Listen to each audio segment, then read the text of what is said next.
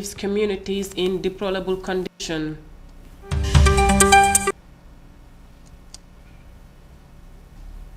COVID-19 is taking a new round in European countries.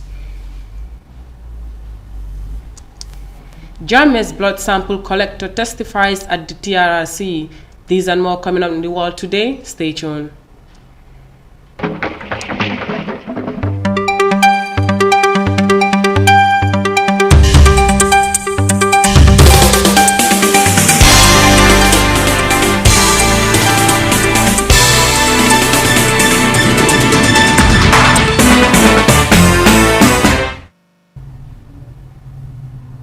Welcome back. This is The World Today with me, Sahna Tunkara, and now a look at our main stories. The Gambia has again witnessed yet another heavy downpour resulting in flooding in houses and rendering roads and streets inaccessible. Dozens of houses, including a Christian cemetery, have been destroyed in the communities of Sinchu Balia and Nemasu, following the heavy rains on Monday afternoon and Tuesday.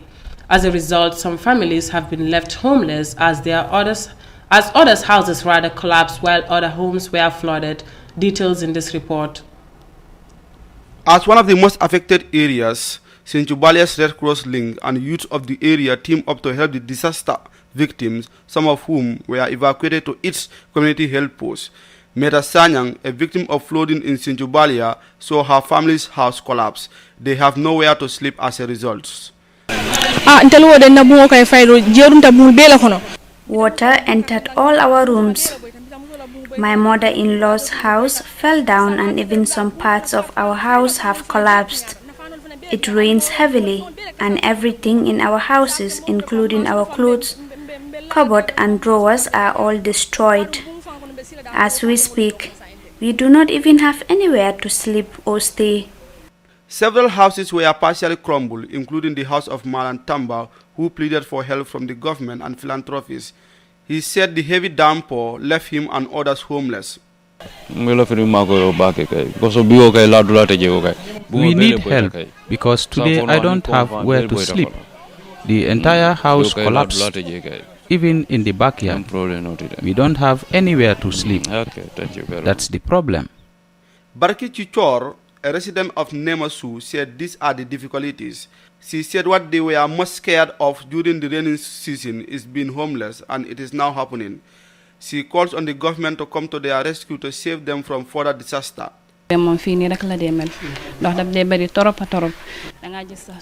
used to be scared whenever the rain is about to start because we don't know in what form it will come, whether heavy or not.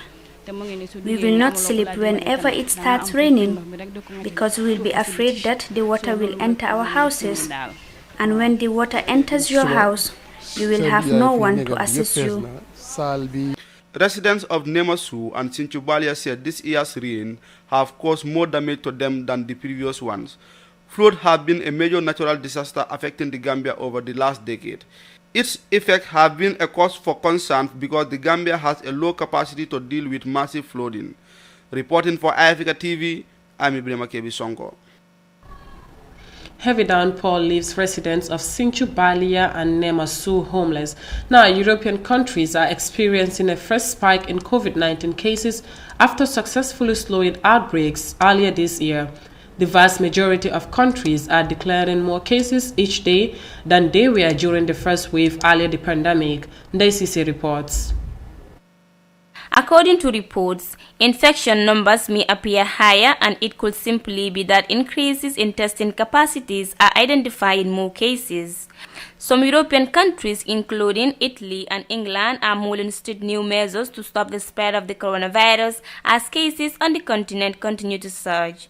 Italy, which has experienced as one of the worst-hit European countries during the first wave of the pandemic, is expected to impose new rules this week after Sunday saw the highest increase in coronavirus patients entering intensive care since March 31st.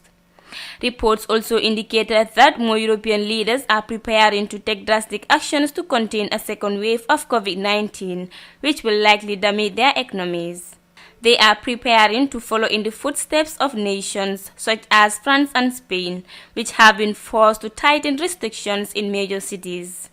UK Prime Minister Boris Johnson is as well set to announce a new system of alert levels in England as authorities try to curb rising numbers of infections in the country.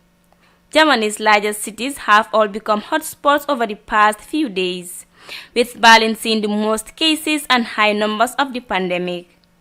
Germany reported 2,467 new coronavirus cases on Monday, according to data from its Public Health Institute.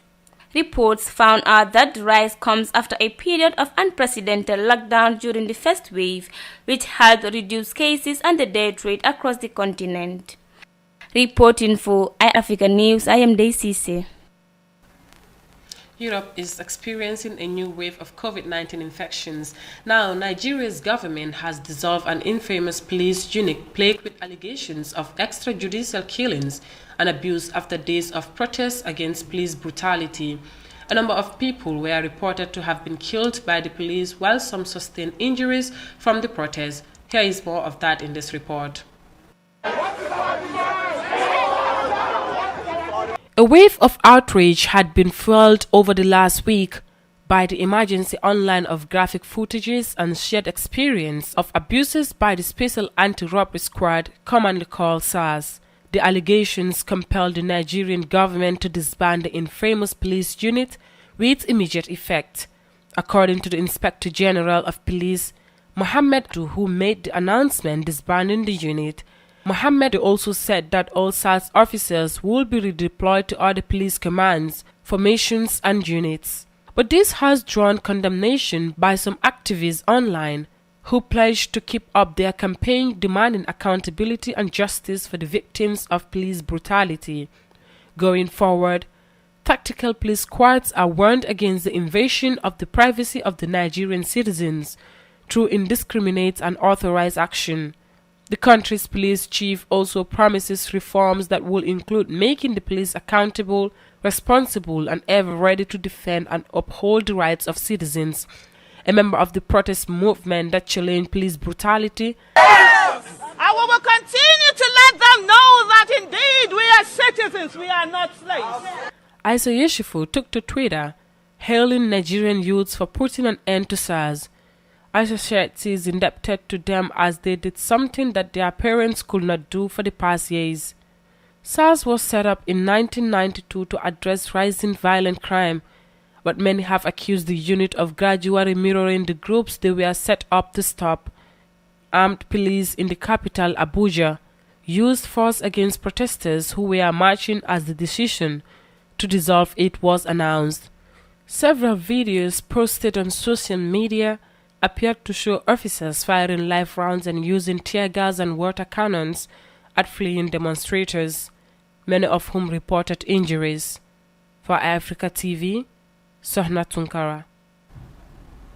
From that report, a volunteer at the Gambia Red Cross Society has on Tuesday testified at the Truth-Seeking Commission for taking on her roles as a lab technician whose role in Gambia's HIV treatment program was collecting blood samples of AIDS patients. More in this report. A Red Cross volunteer who collected blood samples from HIV patients for Yahya Jammeh's herbal treatment has told the Third Commission on Tuesday that the treatment program was a sham. Awanda was a blood sample collector from 1996 at the Gambia's main referral hospital in Banjul before joining Yahya Jammeh's AIDS treatment program in 2007. She said HIV patients who were part of the treatment must not be blamed because they were carried away by the ex-president's false claim of curing HIV and AIDS. Do you think that the treatment was effective? No, because if it is effective, it will be cured, but none of them cured. Because if it is cured, if you test the antigen antibody again, you will have negative. But I don't see anybody having negative after the treatment. Several witnesses who took part in the former dictator's HIV and AIDS treatment program, either as doctors, blood sample collectors or patients, have told the Third Commission that the treatment was based on a lie. On Tuesday, Ndao said she was never aware of the threat of any patient who she has collected samples from during the course of the program. Were you aware of any deaths that occurred during the course of the program? No, I did not, because I don't stay with them. If any deaths occur, if I don't ask, I will not know. In January 2007, former President Yahya Jammeh created the Presidential Alternative Treatment Program, which introduced a fraudulent HIV cure using boiled banana leaves and other plants. The fraudulent HIV herbal cure was widely advertised on state media through patient testimonials and specially produced broadcasts of Jammeh administering treatment, enticing people living with HIV to join the program.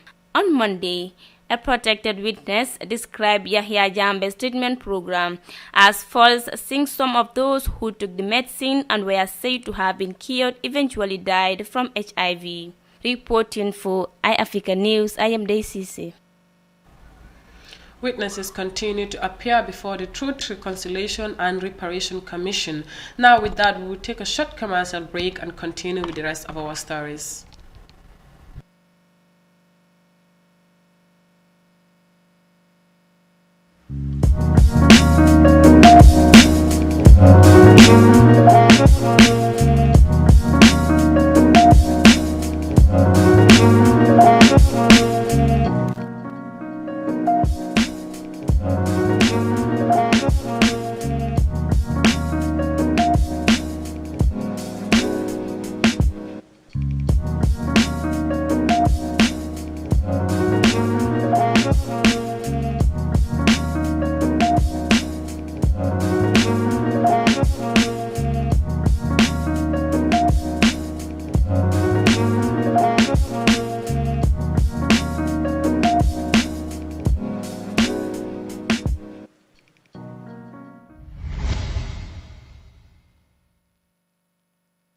Welcome back. This is The World Today, and now to the rest of our stories. The Rwandan Biomedical Center has warned the public against violations of COVID-19 preventive measures in public places. It is believed that some members of the public are showing compliance as the number of coronavirus cases has started to drop. However, health experts say failing to adhere to the protective measures will lead to another spike in cases. Details in this report. Of Kigali City Market, you find some traders and buyers not wearing face masks, others wearing them the wrong way, others do not observe social distancing, while other traders do not comply with the rule of working in shifts. When their shift ends, some decide to become street vendors, while others carry on their business activities outside market premises. Some people say that a reduction in the number of COVID-19 cases in the country triggered complacency towards adhering to preventive guidelines. As time passes, and also with the reduction in the number of cases, we took measures easy. Even some guidelines were eased. Plus, the number of recoveries increased. Before, we could hear 100 cases, but now it's between 4 and 10 cases. That's the reason.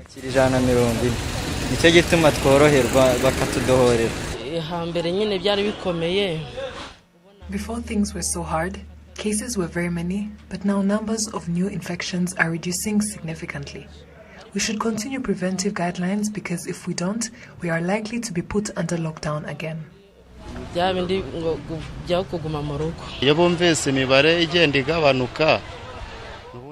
When people hear that the number of cases have reduced, they think that the pandemic is over. But for us who work from markets, we observe guidelines carefully, including social distancing.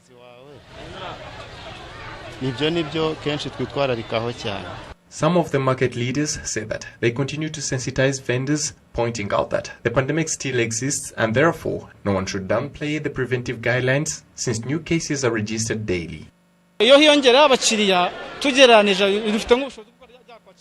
When number of buyers is high, the market can receive approximately 3,000 people, which means only half of the number can enter. Even buyers are put in the order of lines with limited time to purchase commodity so that they can go out and give space to others. Even those people who dodge working from markets should be stopped so that they don't be the pathway for the spread of COVID-19. Though numbers have reduced gradually, people continue to die from the pandemic.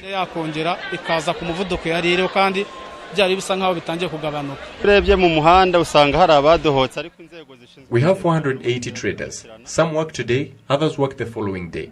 We urge everyone to make it a priority, not thinking that it concerns leaders and volunteers only. When you look around, some people no longer consider the preventive guidelines, but security organs follows them up. On the other hand, failure to comply with these regulations has become normal in public bus terminals. The Rwanda Biomedical Center (RBC) says downplaying the COVID-19 preventive guidelines can worsen the matter, as explained by the Director General of Rwanda Biomedical Center, Dr. Saben Sanzimana. There are times when we spent 3 days without registering any new case, but later it changed.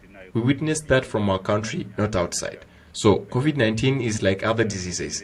It might catch people by surprise if they don't decide to comply with the measures. So we do not wish to fail.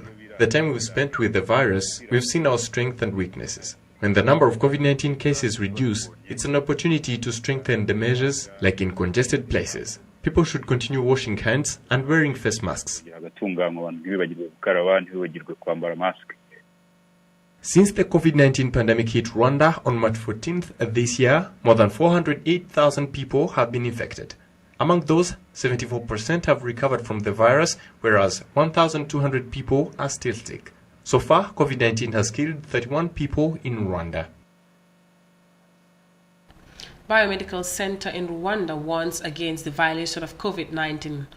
Now, Kenyan students are returning to their classrooms 7 months after all learning institutions were closed due to the COVID-19 pandemic. Authorities have put in place safety guidelines as part of efforts to protect both students and teachers from contracting the virus. Some parents have welcomed the government's decision to reopen schools. More details in this report. After 7 months away, these learners could hardly contain their excitement at returning to their school in Nairobi. This was also a moment of relief for some parents. We are grateful that the children are back in school to study hard. We want to see how it goes. But the learners soon found that things weren't exactly as they had left them. At the gates, they were met with a raft of measures aimed at protecting them from contracting COVID-19. We have put water tanks, washing soap, and we have ensured that each and every child has a mask. Are we going to share the mask? There were more surprises in store. The pupils found themselves spread across classrooms, each having just 25 learners. That limit is in place to ensure learners maintain physical distance as they study. Similar measures have been implemented in schools across the city as learners try to quickly settle into their studies. At Jamhuri High School, a public boys' secondary school, staff started the new term by acknowledging the toll the year had taken on the students. The guidance and counseling team went round in the morning to just tell them what is expected of them. We know students, as they come in, they still want to greet each other, hug each other, but we have told them not at this stage. Only grade 4, standard 8 and form 4 students have been asked to return to school for 11 weeks. Standard 8 and form 4 candidates are scheduled to sit their national examinations in March 2021, meaning they must quickly recover lost ground. It is going to be tough. However, we had online lessons that we were doing via Zoom and Google Class.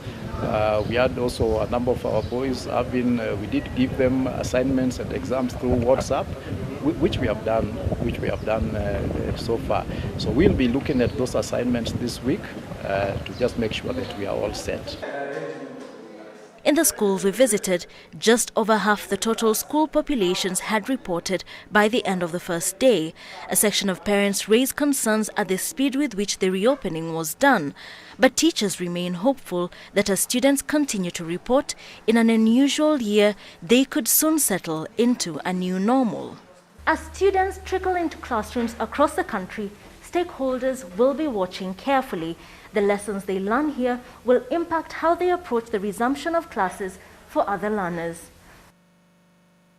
Well, viewers, that was all from me on The World Today. Gambia 24 is up next with Mariama Cham. Until then, bye for now.